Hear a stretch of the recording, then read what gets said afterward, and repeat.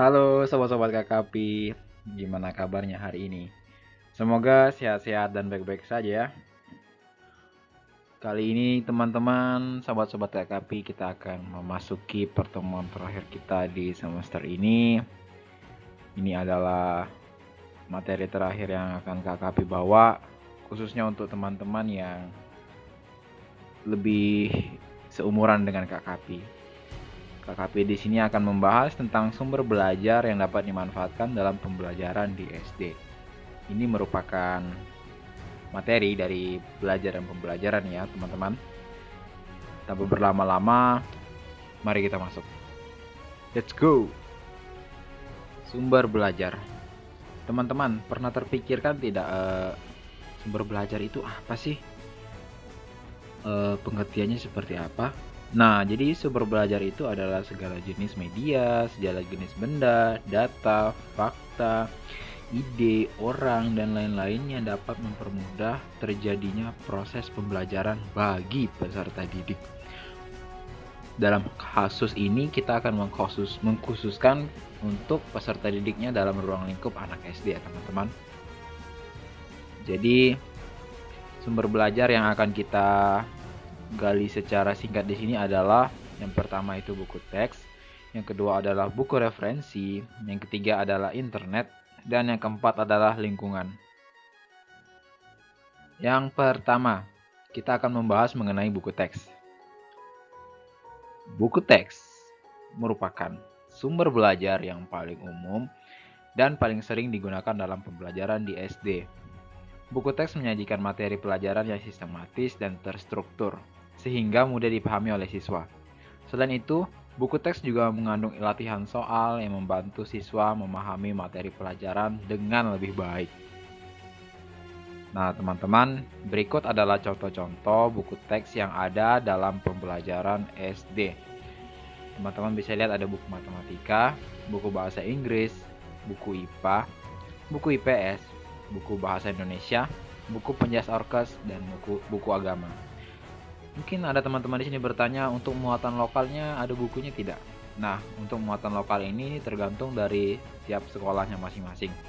Karena sekolah itu memiliki kebijakan khususnya tentang muatan lokal apa yang akan mereka tanamkan kepada siswanya.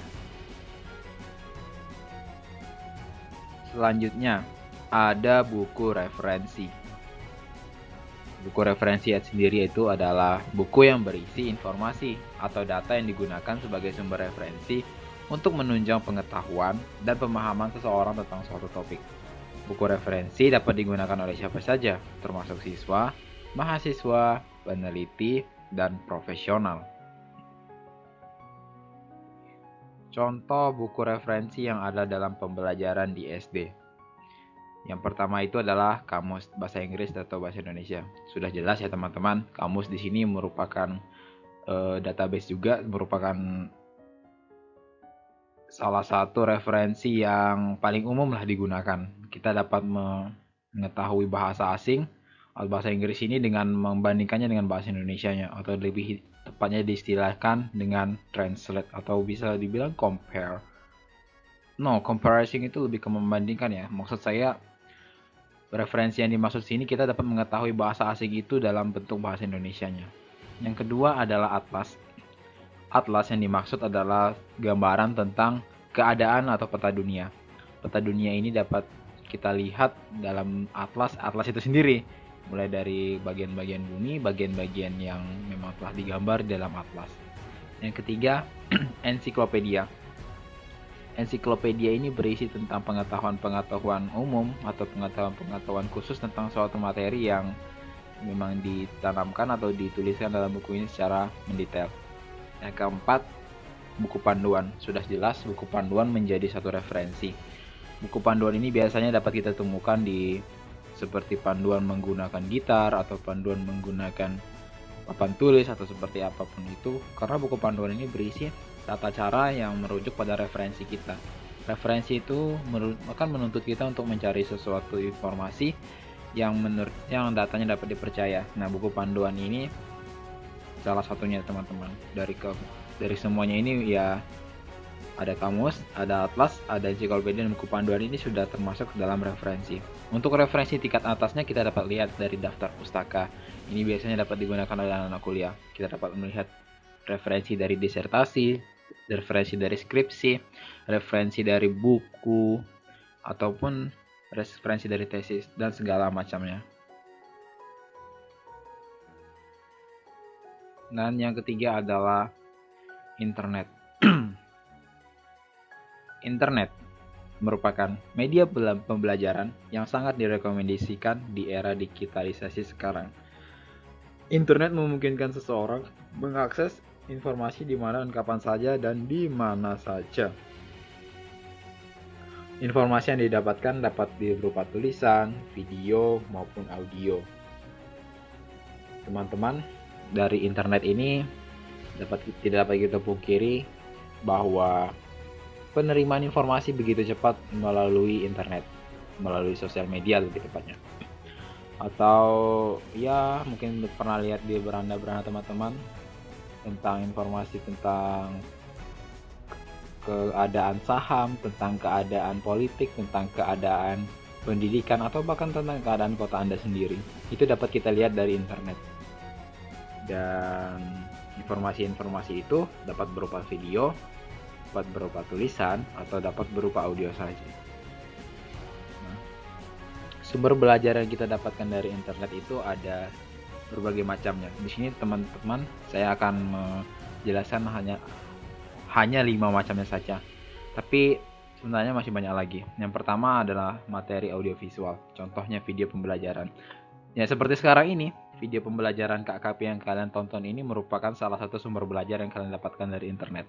Kalian patut bangga karena KKP juga bangga kepada kalian. Hehe. Yang kedua adalah aplikasi. Contohnya Ruang Guru, Zenius, YouTube, dan lain-lain. Aplikasi ini aplikasi pembelajaran ya teman-teman. Aplikasi Ruang Guru, Zenius ini sudah pasti merupakan aplikasi bimbel yang mempermudah teman-teman ataupun adik-adik sekalian yang ingin belajar. Ada pula YouTube. YouTube juga bisa menjadi salah satu sumber belajar dengan konten-konten yang telah disesuaikan yang memang adik-adik cari untuk belajar. Yang ketiga ada website. Website di sini berujuk pada blogspot, berujuk pada situs-situs tertentu yang memang dapat mewadahi adik-adik untuk belajar. Situs belajar seperti belajar menulis, ada websitenya teman-teman. Saya lupa nama websitenya. Dan yang keempat ada iklan. Tentu saja iklan bisa menjadi sumber pembelajaran ya, sumber belajar. Karena iklan mengandung, walaupun secara keseluruhan iklan itu mengandung persuasi ya teman-teman. Namun ada juga iklan yang memang mengajak kita untuk belajar. Seperti contohnya iklan dari aplikasi Ruang Guru itu. Kan mereka kan mengajak kita untuk belajar itu. Nah itu salah satunya. Ada juga iklan yang memang dibuat untuk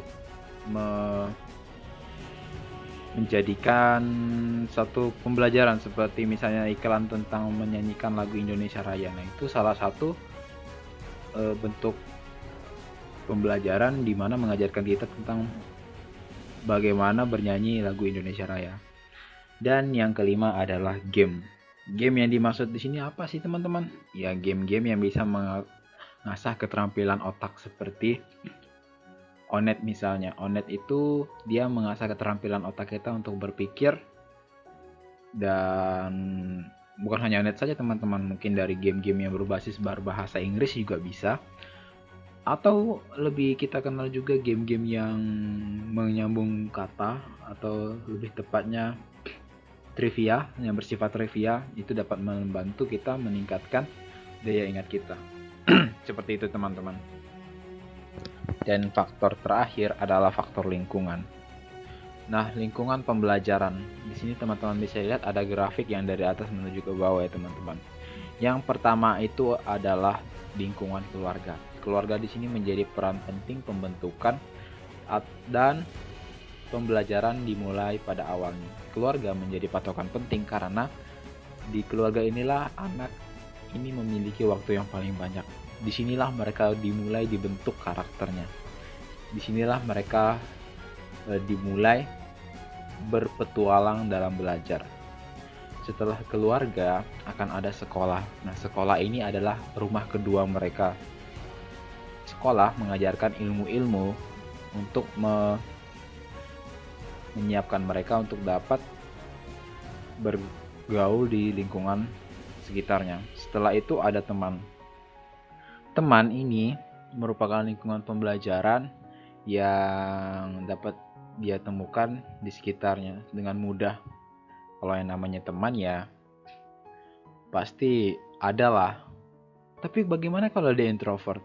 Untuk yang introvert sekalipun pasti memiliki temannya. Mungkin dia teman online atau bagaimanapun. Tidak ada yang namanya introvert sejati ya teman-teman. Karena introvert itu sekalipun seperti itu dia tetap ada teman ya walaupun online. Dan yang keempat adalah masyarakat. Nah, masyarakat di sini adalah ya lingkungannya sendiri, lingkungan yang ada di sekitarnya. Tempat dia bergaul, tempat dia bernaung, tempat dia bermain, tempat dia bercerita. Itu semuanya ada di lingkungan masyarakat. Jadi lingkungan masyarakat ini harus bersinergi dengan si anak ini. Maksudnya bersinergi itu seperti apa sih?